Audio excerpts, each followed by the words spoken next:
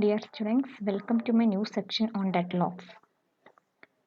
In this section, we are going to discuss about the definition of deadlocks, deadlock characterization, resource allocation graph, method for handling the deadlock prevention, deadlock avoidance and safe state, resource allocation graph algorithm and Banker's algorithm, deadlock detection and recovery from deadlock.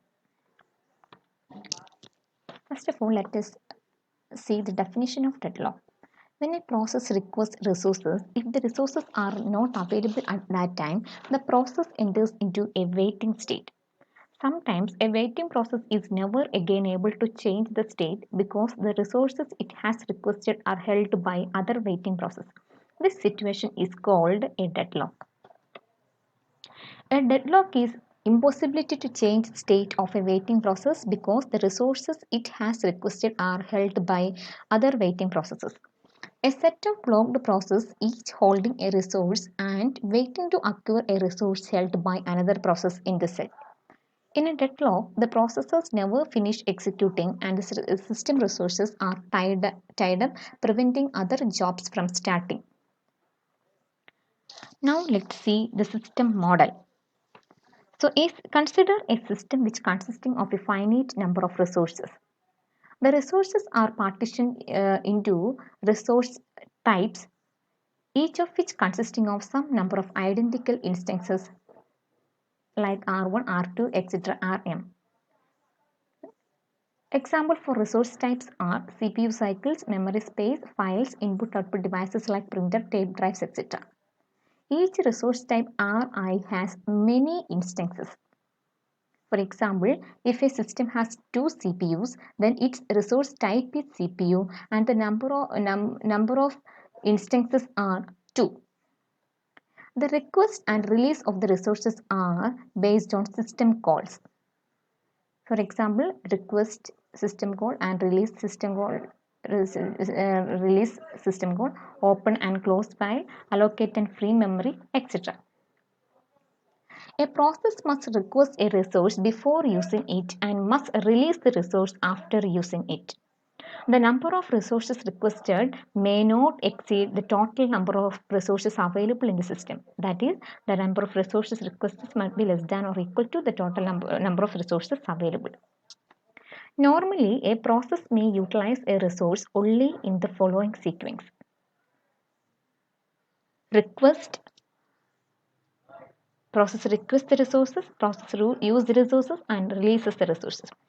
So request means the process requests the resource. If the request cannot be granted immediately, then the requesting process must wait until it can acquire the resource. Use. The process can operate on the resource or the process can use the resources allocated to that. Next is release. Release means the process must release the resource after its use. Next, let's see the different characteristics of deadlock. A deadlock situation can arise if the following four conditions hold simultaneously in the system. That is, the four necessary conditions for the deadlock are mutual exclusion, hold and wait, no preemption, and circular wait. First one is mutual exclusion. Only one process at a time can use a resource. That is, if another process requests that resource, the requesting process must be delayed until the resource has been released. Hold and wait. A process holding at least one resource is waiting to acquire additional resource currently being held by other process. This is known as hold and wait, holding a resource and waiting for some other resource. Next necessary condition for deadlock is no preemption. No preemption means the resources cannot be preempted. That is, a resource can be released only voluntarily by the process holding it after that process has completed its task. Last condition is circular wait. A set of processes P0, P1, P2, etc. Pn of waiting process must exist such that P0 is waiting for a resource held by P1, P1 is waiting for a resource held by P2, etc. Pn minus 1 is waiting for a resource which is held by Pn, and Pn is waiting for a resource which is held by P0. This situation is known as a circular wait. Now, let's see what is the resource allocation graph. Deadlocks can be described more precisely in terms of a directed graph called a system resource allocation graph. So this resource allocation graph consisting of set of vertices V and a set of edges E. The set of vertices is partitioned into two types of nodes, P and R. P indicates the set of all the active processes in the system, and R indicates the resource types in the system. The resource allocation graph also consisting of two types of edges, request edge and assignment edge. Request edge means the directed edge from Pi to Rj, and the assignment edge means it is a directed edge from Rj to Pi. Now let's see what is a request edge. The request edge is a directed edge from the process Pi to the resource type Rj. It indicates that the process Pi has requested an instance of resource type Rj and is currently waiting for that resource. Assignment edge. It is a directed edge from the resource type Rj to the process Pi. This assignment edge indicates that an instance of resource type Rj has been allocated to process Pi. Now let's see the representation in graph. Each process Pi is represented as a circle, and each resource type Rj can be represented by using a square or a rectangle, and if it is Rj then we can label it as Rj. Resource instance can be represented as a dot within the rectangle. So this is a schematic representation of a resource type with 4 instances. Next, a request edge. Consider process Pi requests an instance of Rj, then we can draw it like this. There is an edge from the process Pi to the instance Rj. So a request edge points to only the rectangle Rj. Pi next is assignment edge. An assignment edge is pointed from one of the dots in the rectangle to the process. So this is the from the assignment edge is from the resource type, an instance from the resource type to the process. Now let's consider an example of resource allocation graph. Consider the set P, R and E. P is the set of the process P1, P2 and P3. R is the set of all resource types R1, R2, R3, etc. R3 and R4.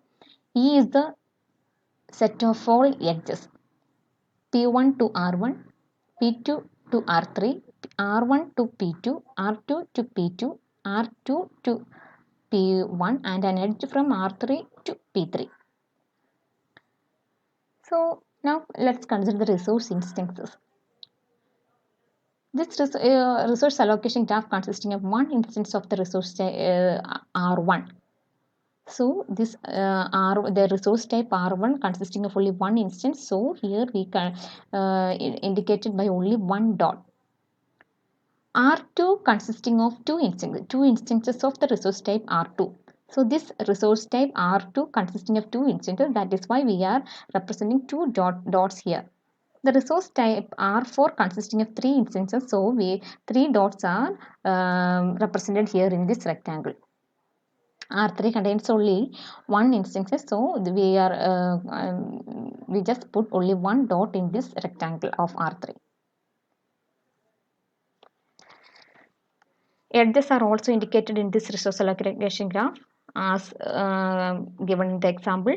So there is an edge from P1 to R1, that is indicated here, edge from P1 to R1, the request edge. Next, another edge R1 to P2, which is an assignment edge R1 to P2. This is an assignment edge R1 to P2. All these are indicated in these given in the example are indicated in this resource allocation graph. Process takes. The process P1 is holding an instance of resource type R2 and is waiting for an instance of resource type R1. P1 is the process P1 is currently holding an instance of R2 and is waiting for P1 is currently holding an instance of R2 and is currently waiting for an instance of R1. P2 is currently holding an instance of R1 and is waiting for an instance of R3. Process P3 is holding an instance of R3 and it is not requesting any other resource type. The deadlock condition. If the resource allocation graph contains no cycle, which indicates that there is no deadlock in the system. If the graph contains a cycle, then a deadlock may exist. If the graph contains a cycle, then if only one instance per resource type, then it is in deadlock state. If several instances, if the graph contains a cycle and if several instances per resource type, then there is only a possibility of deadlock. Resource allocation graph with a deadlock. Let us consider a resource allocation graph with a deadlock. Two cycles, this is a given resource allocation graph. In these two cycles are here, two cycles. The one cycle is formed by the edge from P1 to R1, then to P2, then an edge to R3, then R3 to P3, P3 to R2, and R2 to P1. Another cycle is formed by the edges from P2 to R3, then P3, then R2, and then P2. Thus two cycles are there in this resource allocation graph. The processes P1, P2 and P3 are deadlocked because P2 is waiting for R3 which is held by P3 and P3 is waiting for P3 is waiting for either P1 or P2 to release R2. P1 is waiting for P2 to release R1. So now let's consider a resource allocation graph with a cycle but no deadlock. So here in this graph the cycle is P1, R1, P3, R2, P1. In this graph there is no deadlock because P4 may release its instances on resource type R2. That resource can then be allocated to P3 breaking the cycle. So in this graph there is no possibility for the deadlock. It consisting of a cycle but there is no this graph consisting of a cycle but there is no possibility for deadlock. So now let's consider methods for handling the deadlock. Three ways are there. First one, use a protocol to prevent or avoid the deadlock, ensuring that the system will never enter a deadlocked state. Second method is allow the system to enter a deadlocked state, detect it and recover. Third one, ignore the problem altogether and pretend that the deadlock never occurring in the system. So to ensure that deadlock never occur, the system can use either of the following scheme, either deadlock prevention or deadlock avoidance. Deadlock prevention means provide a set of methods for ensuring that at least one of the necessary conditions cannot hold. This method prevents deadlocks by constraining how requests of resources can be made. Deadlock avoidance. Deadlock avoidance requires that operating system be given in advance additional information concerning which resources a process will request and use during its lifetime. With this additional knowledge, it can decide for each request whether or not the process should wait. To decide whether the current request can be satisfied or must be delayed, the system must consider the resources currently available and the resources currently allocated to each of the processes and the future requests and releases of each process. This is all about an introduction about the deadlocks and its necessary conditions to hold for a deadlock, etc. Thank you.